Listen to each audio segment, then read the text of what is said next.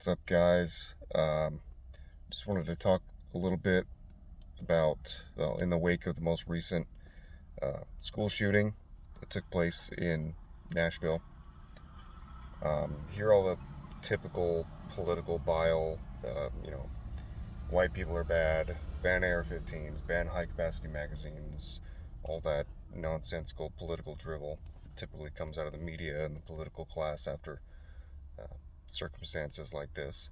Um, it does bring up one important topic which doesn't get discussed enough where it needs to be discussed, and that is the question of where your right to defend yourself begins and where does it end.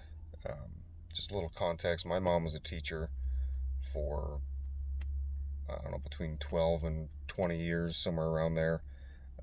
She had her concealed carry permit, she had a concealed carry firearm, she had a holster, she was a responsible gun owner.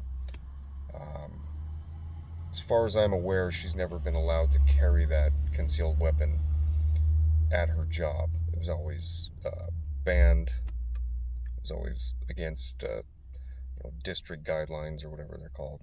Um, Thankfully, nothing ever happened during her career, but it seems to happen quite often at schools.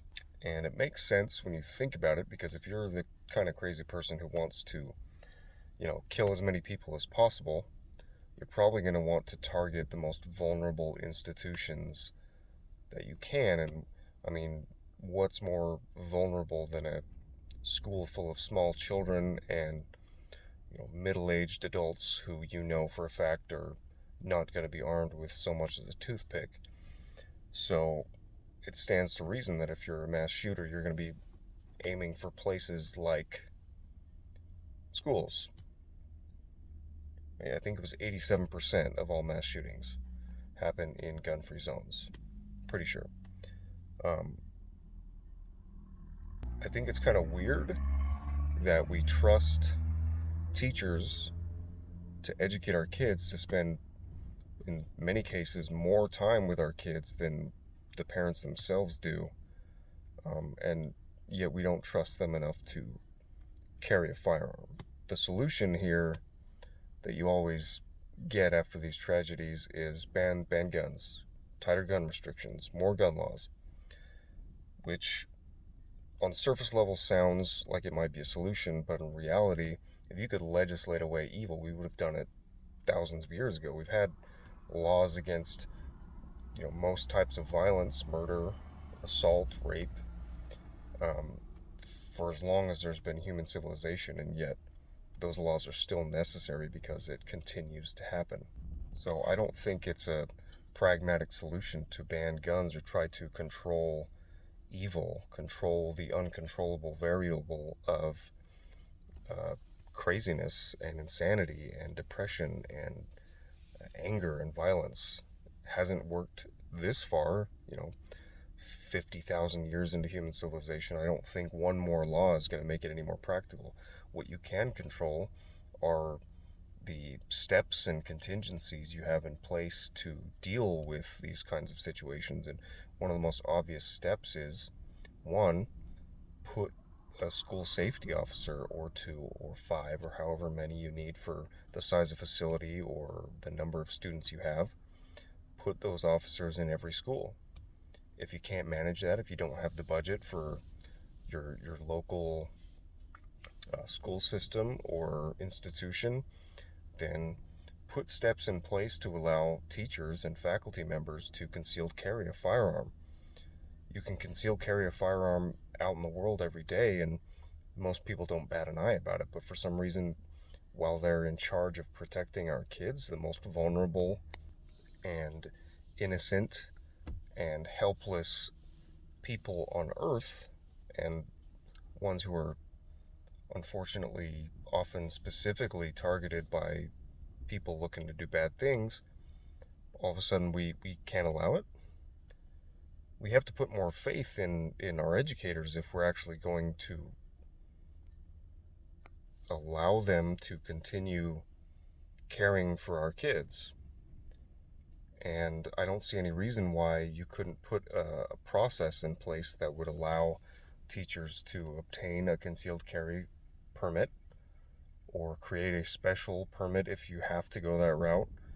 I'm a no holds barred uh, firearms 2A supporter. I think every man, woman, and child should have a belt fed machine gun. That's my personal opinion.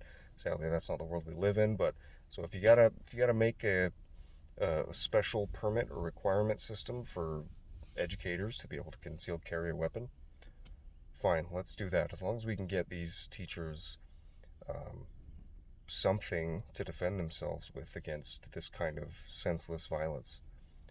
That's what we can control, and I say this a lot. It's kind of my personal philosophy.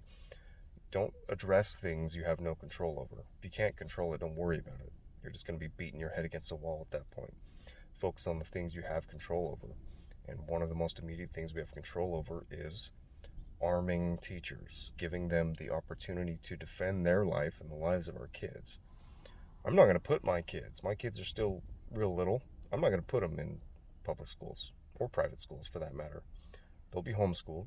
I have a number of different gripes with the public education system, but one of those gripes is I love my kids more than anything in the world, and I'm not going to hand them off to people who can't protect them. It's my job as a dad to protect my kids, protect my family, and if I have to, you know, release them out into the world to the care of somebody else, I'm not going to do it to somebody who is prevented, not just unable, but prevented from effectively providing security for my kids. Their sad public education is not worth their lives or their harm or their trauma, at least not to me. So we need to have this discussion. It needs to be normalized. It needs to be brought up in the public discourse, and it needs to be talked about more, because I know it kind of feels like we don't have power to change things, but that's kind of the best mechanism they have at preventing us from affecting change, is convincing us that we don't have any power. But if we make a big enough ruckus, if this topic of conversation becomes common enough and it becomes serious enough, we can make something happen. Otherwise, pull your kids out of school, because the cops aren't going to save them most of the time. Uvalde showed us that. The teachers and the faculty members certainly aren't going to save them. Even if they wanted to, what are they supposed to do? Staple them to death? That's just my 2 cents. What do you guys think? Let me know.